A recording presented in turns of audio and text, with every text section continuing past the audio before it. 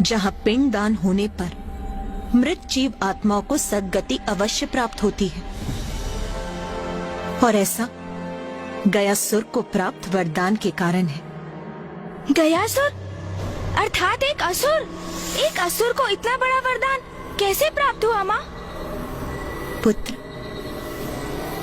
गयासुर एक असुर अवश्य था, किंतु वो नारायण का परम भक्त भी था और राजा देवोदास के ही समान वो नेक, सदाचारी और धर्मनिष्ठ था। अच्छा माँ, किंतु उसने इतना बड़ा वरदान कैसे प्राप्त किया? पुत्र, नारायण भक्त गयासुर ने अपने आराध्य नारायण को प्रसन्न करने के लिए भीषण यज्ञ आरंभ किया। ओम नमः विष्णु शंखाय मम सर्व मनवांछित फल प्रदान गुरु गुरु स्वाहा। ओम नमः विष्णु शंखाय मम सर्व मंगल कामना पूर्ति फलम गुरु गुरु स्वाहा। ओम नमो विष्णु शंखाय मम सर्व मंगल कामना पूर्ति फलम गुरु गुरु स्वाहा।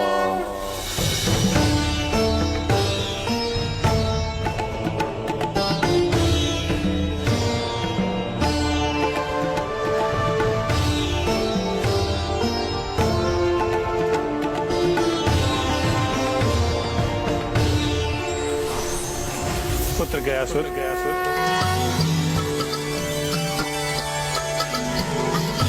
प्रभु, नारायण मेरे आराध्य, मैं तुम्हारे तप से अत्यंत प्रसन्न। कहो क्या वरदान चाहिए तुम्हें? मुझे तो मात्र आपका तप करने से ही अपार सुख और शांति की प्राप्ति होती है, और आपने तो मुझे साक्षात दर्शन देकर कृतार्थ कर दिया प्रभु। आपके दर्शन ही मेरे लिए वरदान स्वरूप है प्रभु, और आपकी आज्ञा का पालन करना मेरा धर्म है प्रभु। यदि आप मुझे वरदान देना ही चाहते हैं तो मुझे निरंतर भाव से तप करने की शक्ति दीजिए प्रभु, और मुझे यह वरदान दीजिए कि जब मैं आपकी तपस्या में लीन हूं उस समय जो भी जीव मुझे स्पर्श करे या मेरे दर्शन करे वह यमराज और उसके दूतों के बंधन से मुक्त हो जाए, उन्हें मोक्ष की प्राप्ति हो और वो वैकुंठ गमन के अधिकारी हो। तथास्तु, तथास्तु।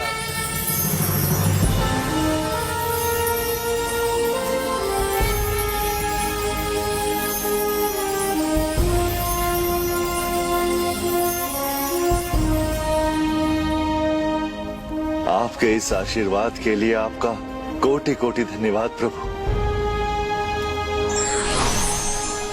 और इस प्रकार गयासुर के वर प्राप्ति से सृष्टि का संतुलन बिगड़ने लगा। दुर्जन अत्याचारी पुरुष पाप कर गयासुर का स्पर्श कर लेते थे और मोक्ष पाकर वैकुंठ पहुंच जाते थे। हम पापियों के साथ न्याय करने में, उनको दंडित करने में असमर्थ हैं प्रभु, और गयासुर के प्रभाव से पापी भी मोक्ष के अधिकारी बने हुए हैं और अधिकतर जीव मोक्ष की प्राप्ति कर रहे हैं। इसलिए पुनर्जन्म का चक्र भी खंडित होता जा रहा है। ये अनर्थ कब तक होता रहेगा महाराज? आप यथाशीघ्र कुछ कीजिए, अन्यथा सृष्टि का घोर अनिष्ट हो जाएगा। मैं शीघ्र अतिशीघ्र इस चिंता को त्रिदेव के समक्ष रखूंगा। अब वही इसका कोई समाधान सुझाएंगे।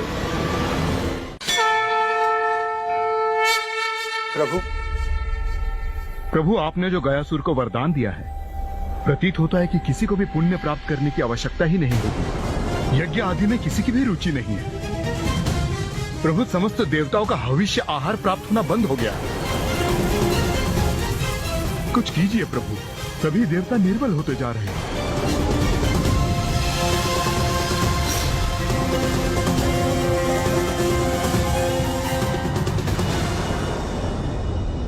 महादेव, यदि ऐसा ही होता रहा तो जिस संसार की रचना आपने और माता आदिशक्ति ने की है वो जीवों से रिक्त हो जाएगा। नहीं, इस समस्या का एक ही समाधान है, गयासुर की मृत्यु हो। जब वो ही नहीं होगा तो उसके माध्यम से किसी को मुक्ति भी नहीं प्राप्त हो पाएगी। सृष्टि के हित के लिए मुझे उसका अंत कर ही देना चाहिए। नहीं देवराजन, गयासुर मेरा भक्त है, निर्दोष, निष्कपट। मैं मानता हूं कि संसार की सुरक्षा आवश्यक है, किंतु उसके लिए किसी निर्दोष का वध करना कदापि उचित नहीं। और वैसे इस समय आप सभी देवताओं में कोई इतना सामर्थ्य नहीं कि गयासुर को क्षति पहुंचा सके। किंतु नारायण, क्योंकि मेरे वरदान के कारण उसके चारों ओर एक प्रबल ऊर्जा है। अब यदि मैं आपका सुझाव स्वीकार भी कर लूं ना देवराजन, तो आपकी शक्ति उस प्रबल ऊर्जा को भेद कर गयासुर का वध नहीं कर सकती। हमें कोई ना कोई उपाय तो निकालना ही होगा, वो भी शीघ्र, अति शीघ्र।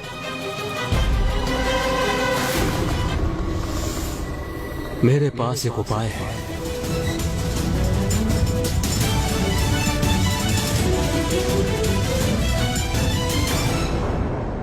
ओम नमः विष्णु शंखाय मम सर्व मंगल कार्याय पूर्ति नमः कुरु कुरु स्वाहा। ओम नमः विष्णु शंखाय मम सर्व मंगल कामना पूर्ति फलम कुरु कुरु स्वाहा। गयासुर,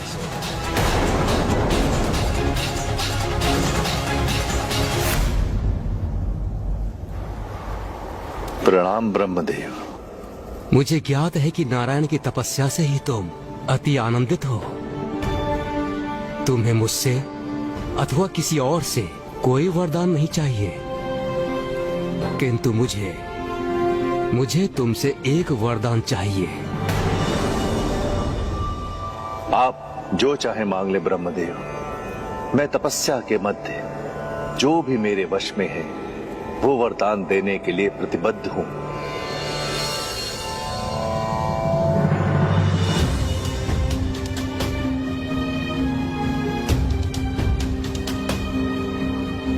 गयासुर, नारायण द्वारा तुमको दिए गए वरदान से पवित्र हुए तुम्हारे तन पर विराजमान होकर मैं यज्ञ करने का इच्छुक हूं।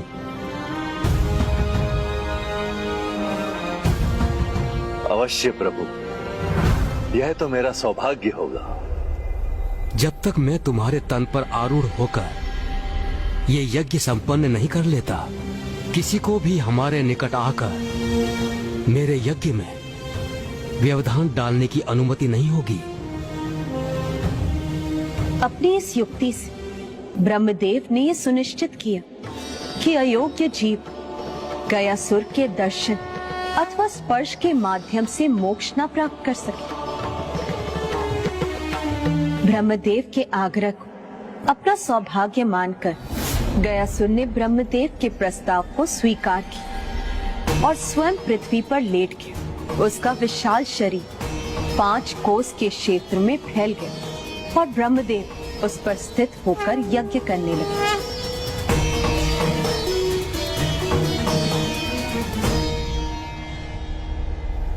ब्रह्मदेव अनंत काल के लिए गयासुर के तन पर बैठकर यज्ञ नहीं कर सकते। एक समय के पश्चात उनका यज्ञ पूर्ण होगा और उसके बाद गयासुर पुनः उठकर तप करने लग जाएंगे और सभी जीवों को पुनः उनके निकट जाकर मोक्ष प्राप्ति का मार्ग प्राप्त हो जाएगा। मेरे विचार से हमें ब्रह्मदेव की सहायता करनी चाहिए। हाँ, यही उचित होगा। हमें गयासुर के भिन्न अंगों पर स्थापित होकर अपने भार से उसे दबाए रखना होगा, जिससे कि वो उठ न सके। किंतु उसकी विशाल काया के कारण हम देवताओं को सम्मिलित रूप से प्रयास करना चाहिए। संसार की भलाई एवं सृष्टि के नियम पूरक संचालन के लिए गयासुर का पृथ्वी पर लेटना ही आवश्यक था, और जिसके लिए देवताओं ने एक सम्मिलित प्रयास किया। देवता गयासुर को उठने से रोकने के लिए उनके भिन्न भिन्न अंगों पर जाकर स्थित हो गए। हमारे भार से गयासुर पर कोई प्रभाव नहीं पड़ रहा। हमें उस पर और भी भार डालना होगा।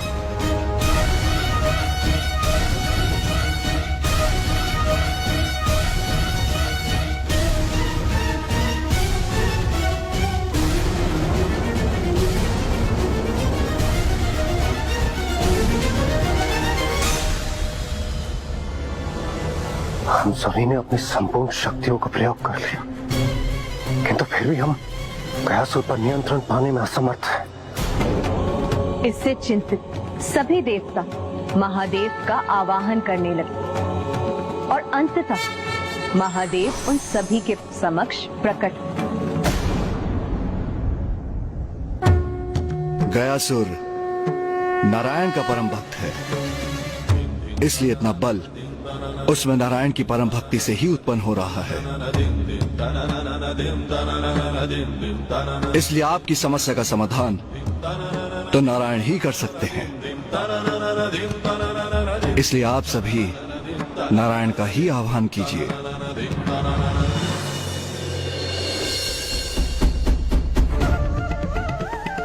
ओम नमो नारायणाय नमः।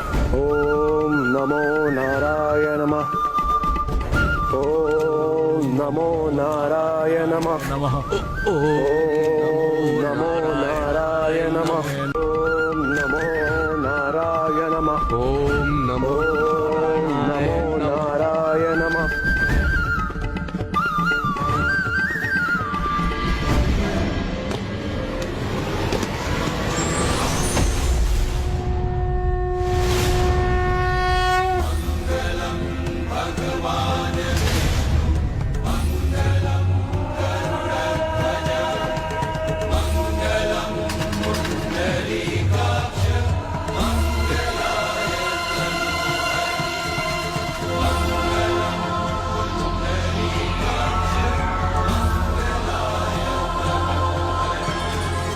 हे प्रभु, मैं तो आपके चरणों के तले स्थान पाकर धन्य हो गया प्रभु।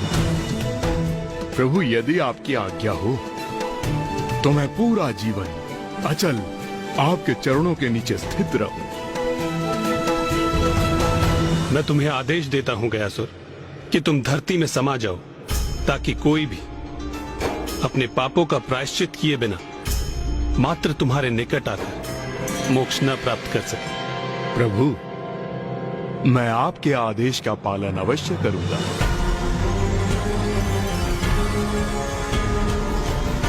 तुम्हारे इस त्याग से मैं अत्यंत प्रसन्न हूं। मांगो गयासुर, वरदान मांगो।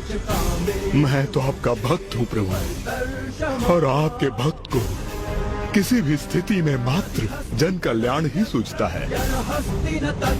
इसीलिए आप मुझे ये वरदान दीजिए कि आप मेरे हृदय में सदैव जब तक सृष्टि रहेगी श्री विग्रह रूप में स्थित रहेंगे प्रभु।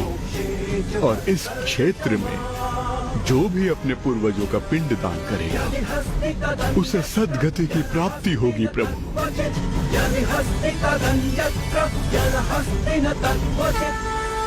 तथास्तु, तथास्तु, तथास्तु।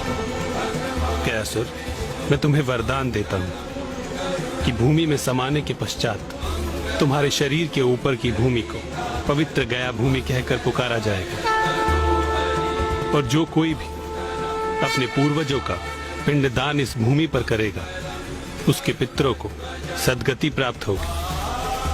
और जिस दिवस इस पावन भूमि पर पिंडदान होना बंद हो गया, उस दिवस तुम्हें धरती के ऊपर आने की अनुमति होगी। मुझे मनोवांछित फल देने के लिए धन्यवाद प्रभु। अब कृपा कर आपके आदेश का पालन करने में मेरी सहायता कीजिए प्रभु।